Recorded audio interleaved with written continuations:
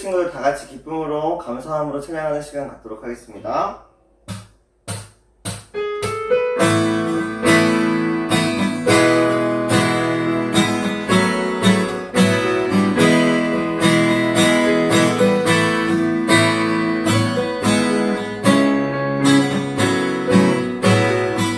여호와를 즐거이 불러 여호와를 즐거이 불러 기쁨으로 주께 나가기를 여호와 하나님 주의 백성 이르시는 양이라 여호와를 즐거이 불러 여호와를 즐거이 불러 기쁨으로 주께 나가니 여호와 하나님 주의 백성 이르시는 양이라 감사함으로 주를 높이며 그분에 들어가서 감사함으로 그 이름을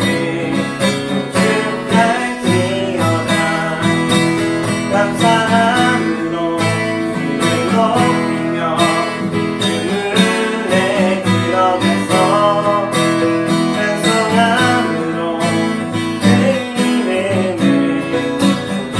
축할지어다 주의 선함과 인자하심이 영원하고 주의 성실하심이 대대에 미치리로다 감사함으로 주를 높이며 그분에 들어가서 찬송함으로 그 이름을 축할지어다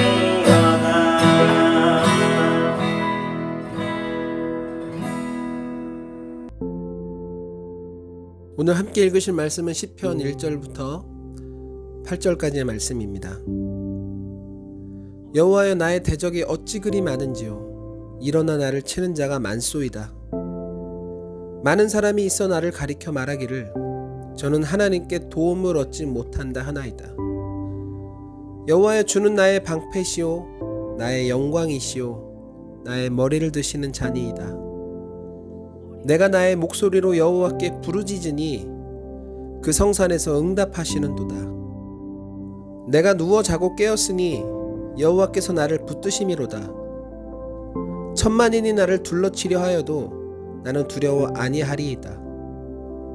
여호와여 일어나소서 나의 하나님이여 나를 구원하소서. 주께서 나의 모든 원수의 뺨을 치시며 악인의 이를 꺾으셨나이다.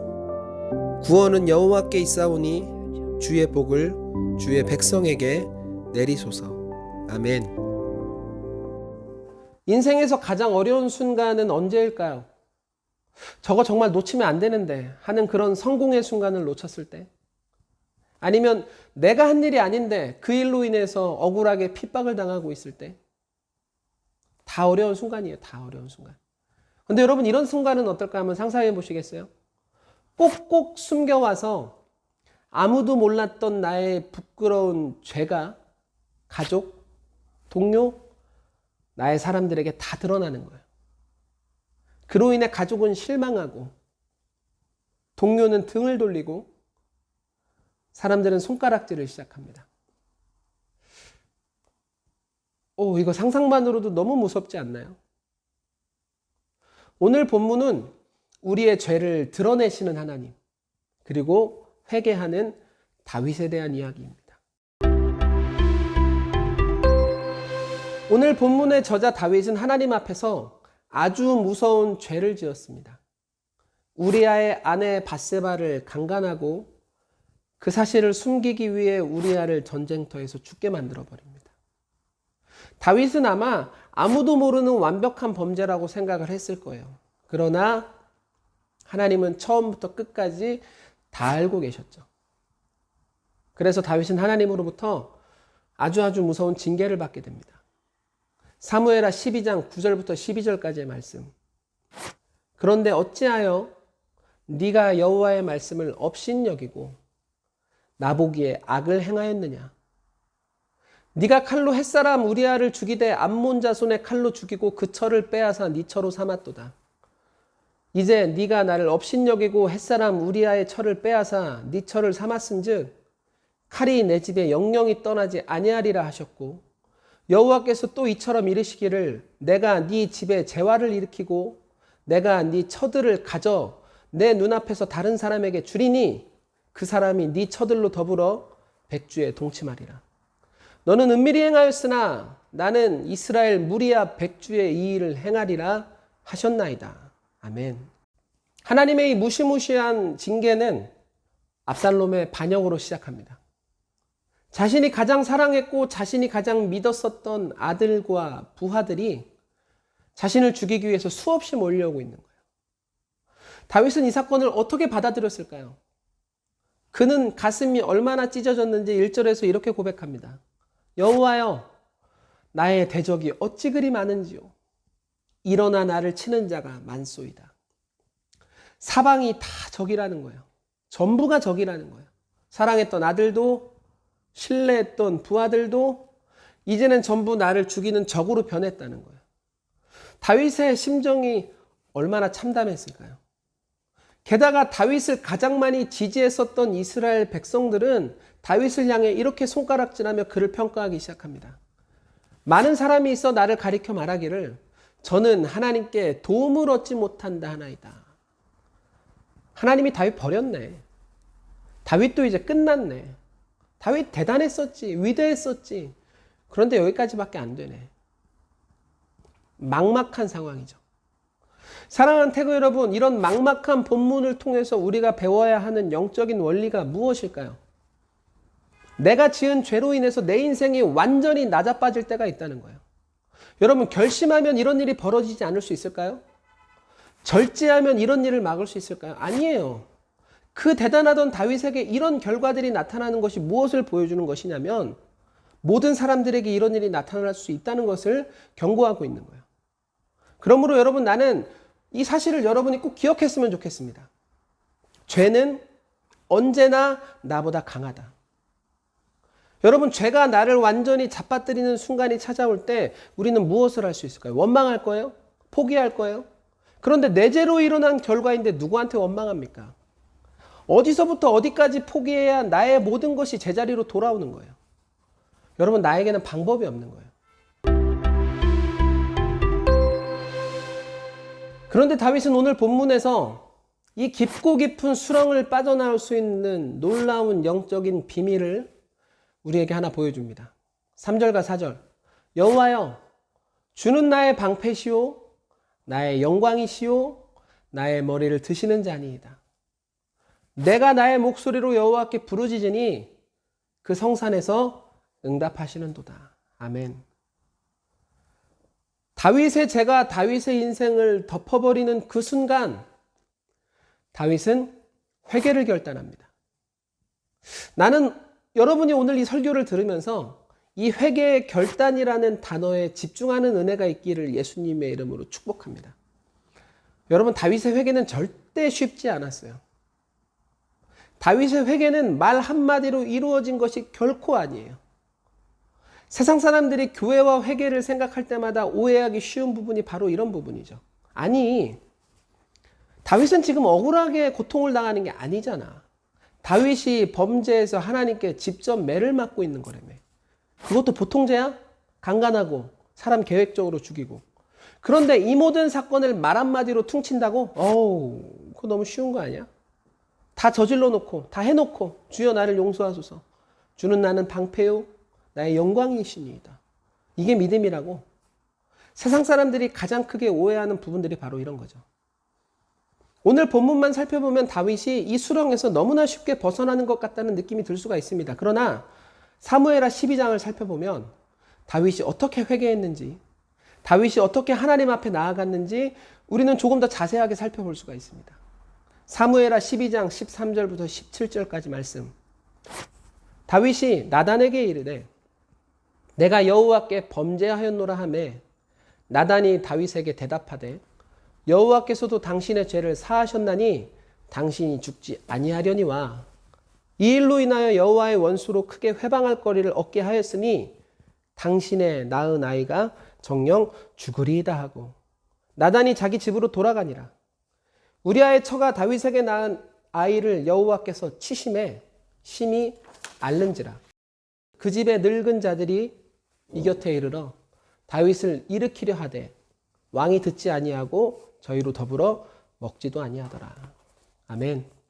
사랑하는 태거 여러분, 만약에 여러분이 큰 죄를 짓고 그 죄가 여러분의 인생을 덮었고 그로 인해서 여러분의 인생이 지금 망해가고 있는 중이라면 여러분 그때는 정말 큰 결심과 각오를 해야 됩니다. 다윗은 그 순간 다른 것 찾지 않습니다. 오직 마음을 굳게 하여 하나님 앞에 회개를 결단합니다.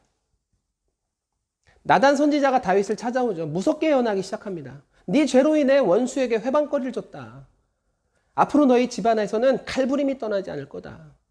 너는 은밀히 죄를 행했지? 하나님은 너의 죄를 온천하에 밝히실 것이다. 이 무서운 징계 앞에서 다윗은 어떤 태도를 보였을까요? 왕으로서 위엄을 가지고 화를 내기 시작했을까요? 아니면 숨겼을까요? 아니면 모르는 척 했을까요? 아니에요. 다윗은 나단의 예언이 떨어지자마자 나단 앞에서, 가족들 앞에서, 신하들 앞에서, 백성들이 다 보고 있는 그 앞에서 무릎 꿇고 울며 불며 자신의 죄를 고백하고 시인하기 시작합니다. 여러분, 왕으로서 이만한 수치가 더 있을까요? 가장으로서, 한 가족의 가장으로서 이만한 부끄러움이 또 있을까요? 앞으로 다윗은 무슨 낯으로 그들의 왕이 되겠습니까? 앞으로 다윗은 무슨 낯으로 그 가족의 가장으로 남을 수 있을까요? 이뿐입니까? 다윗의 이 수치스러운 이야기는 영원의 성경에 남습니다. 그리고 하나님을 믿게 되는 모든 사람들에게 계속해서 회자되는 수치의 대표적인 이야기가 됩니다. 여러분, 다윗은 철저하게 그리고 무섭도록 회개를 결단해요. 지금 다윗을 치는 반역자가 누굽니까? 원수가 아니라 아들이에요. 가장 사랑했던 아들, 가장 자랑스러워했던 아들이 군사를 이끌고 지금 자기를 죽이려고 오고 있는 거란 말이에요. 얼마나 화가 날까요? 얼마나 괘씸할까요? 입에 담지 못할 저주를 퍼부어도 할 말이 없는 상황이에요. 그런데 다윗은 그 아들의 반역 앞에서 입을 굳게 다물고 가만히 있습니다. 왜 그럴까요? 이 모든 결과가 자신의 죄 때문이라는 것을 다윗은 너무나도 잘 알고 있었기 때문이에요. 그래서 다윗은 아무런 반격도 하지 않고 그냥 초라하게 조용히 왕궁을 빠져나옵니다. 사무엘하 12장을 보면 하나님께서는 다윗의 죄를 용서해 주십니다. 그러나 다윗의 죄를 용서해 주시는 이유는 다윗을 편애했기 때문이 아니에요. 하나님께서 다윗의 죄를 가볍게 보셨기 때문도 아닙니다. 하나님이 죄를 얼마나 미워하시는데요. 하나님이 죄를 얼마나 무섭게 생각하시는데요. 하나님은 우리가 갖고 있는 죄 때문에 십자가에서 독생자 예수님을 죽이시기까지 한 분이십니다. 그러므로 여러분, 죄가 내 인생을 덮기 시작할 때, 죄 때문에 내 인생이 휘청거리기 시작할 때 우리가 할 수 있는 것은 오직 하나뿐이라는 거예요. 다시 한번 나의 머리를 들어주실 수 있는 하나님께 회개를 결단하라. 회개인은 그리스도인만이 가질 수 있는 가장 크고 놀라운 능력입니다. 그런데 오늘 본문을 다시 한번 살펴보면 하나님께서 다윗의 죄를 용서해 주시는 이유가 철저한 회개 하나 때문이 아니라는 사실을 우리는 알 수가 있습니다. 6절, 천만인이 나를 둘러치려 하여도 나는 두려워 아니하리이다. 다윗은 지금 하나님께 오직의 매를 맞고 있는 중이에요. 아니, 이렇게 매를 맞고 있다가 죽는 거 아닌가 싶을 정도로 매를 맞고 있는 중이에요. 그런데 그런 와중에도 다윗에게는 사라지지 않는 믿음 하나가 있었습니다. 지금 하나님 나 징계하신다. 이 징계 피할 수 없다. 그러나 하나님은 이 징계 가운데서도 여전히 나를 사랑하신다. 하나님은 이 징계 가운데에서도 여전히 나를 지키고 계신다.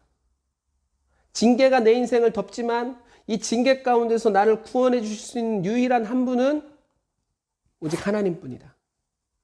하나님 한 분. 다윗은 징계 가운데에서도 이 믿음이 흔들리지 않았던 거예요. 여러분 꼭 기억하세요. 회개는 회개고 믿음은 믿음이에요. 전사님은 신앙생활 하다가 이런 사람들 굉장히 많이 봤어요. 내가 하나님께 죄를 지어서 회개하는 그 과정 속에서 자기 자신을 너무나도 지나치게 정죄하는 거예요. 노재영, 너 그것밖에 안 되냐? 노재영, 하나님이 너를 봤을 때 하나님도 고개를 절레절레 흔들 것 같다. 자기 자신에게 스스로 이런 잣대를 대기 시작하는 거예요. 하나님께 회개를 해야 되는데 회개를 하는 과정에서 스스로를 너무 많이 정죄하고 그 정죄함과 미움이 하나님께까지 이르고 그로 인해서 교회로부터 멀어지는 사람을 전사님은 굉장히 많이 봤어요. 이런 일이 벌어지는 이유가 뭘까요? 회개를 하는데 다른 것도 아니라 회개 중에 이런 일이 벌어지는 이유가 뭘까요? 회개가 무엇인지 제대로 모르고 그리고 하나님이 나에게 어떤 분이신지 제대로 이해하지 못하고 있기 때문이에요. 다윗은 하나님에 대한 인식을 나의 주, 나의 신 여기서 멈추지 않았습니다. 다윗은 하나님을 아버지라 부를 수 있는 믿음을 갖고 있었던 사람이에요. 여러분, 부모는 자녀를 징계합니까? 그렇죠. 징계합니다. 부모의 사랑에는 징계가 빠질 수 없습니다. 부모가 자녀에게 회초리를 대는 이유가 뭡니까? 저놈의 다리 부러졌으면 좋겠다. 이런 마음입니까? 부모가 자녀에게 집을 나가라고 소리 지르는 이유가 뭘까요? 이제 그만 따로 살자. 진짜 이런 마음입니까? 아니에요. 우리는 부모가 징계하는 이유를 너무나도 잘 알고 있습니다. 부모가 자녀를 징계하는 목적은 자녀의 상함이나 자녀의 죽음이 아니에요. 자녀를 더 성장시키고 자녀를 더 옳고 바른 길로 이끄는 것이 바로 징계의 이유라는 거예요. 하나님께서 다윗을 무섭게 몰아치십니다. 이러다 죽는 거 아니야 싶을 정도로 다윗을 무섭게 몰아치십니다. 이런 상황 속에서 다윗은 하나님께 원망합니까? 서운하다 이야기합니까? 아니면 하나님을 떠나버립니까? 아니죠. 이런 상황 속에서 다윗은 하나님 앞에서 철저하게 무섭도록 회개를 결단합니다. 다윗이 이렇게까지 할 수 있었던 이유가 무엇일까요? 다윗에게는 나의 하나님이 나의 아버지라는 믿음이 흔들리지 않았기 때문이에요. 사랑하는 태그 여러분, 하나님께 드리는 회개의 결단, 나는 여러분이 이것을 부끄러움이나 수치로 여기지 않는 사람들이 되길 축복합니다. 왜냐하면 하나님은 우리를 사랑하시기에 우리를 위하여 예수 그리스도를 십자가에서 죽이시기까지 사랑하신 나의 하나님 아버지이기 때문입니다. 기도하겠습니다. 하나님, 지난 한 주간도 주님 품에 품어주시다가 오늘 이 거룩한 주일에 주님 앞에 나와 예배하게 해주셔서 감사합니다. 코로나로부터 저희들을 지켜주셔서 감사합니다. 우주보다 넓고 바다보다 깊은 사랑을 베푸신 은혜를 생각하면서 이 시간 주님께 영광 돌립니다. 이 귀중한 시간에 자신을 돌아오는 회개하는 마음과 감사로 온전히 전해드리는 예배가 되게 해주세요. 먼저 전도사님을 위해 기도하겠습니다. 전도사님이 전하시는 말씀이 저희에게 변화가 일어나 주님이 원하시는 삶을 살아가게 해주시고 은혜 받게 해주세요. 또한 마귀들은 교회를 흔들지 않고 교회 전체를 흔들지 않고 교회 리더를 흔든다고 하셨습니다. 즉 마귀들은 태그를 흔들 때 태그 전체를 흔들지 않고 전도사님을 흔들 것입니다. 그럴 때 하나님 전도사님을 마귀로부터 보호해 주세요. 지금 세상은 코로나 바이러스로 인해 많은 사람들이 죽고 교회도 못 나가고 있습니다. 하나님 하루빨리 코로나가 소멸되고 태그 친구들과 함께 예배드리게 해주세요. 그리고 대한민국을 위해 기도합니다. 지금 대한민국은 영적으로도 많이 안 좋아지고 있습니다. 하나님, 한국이 다시 하나님을 붙잡게 해주세요. 이번 주도 주님만을 사랑하는 태그가 되게 해주세요. 살아계신 예수 그리스도의 이름으로 기도드립니다. 아멘.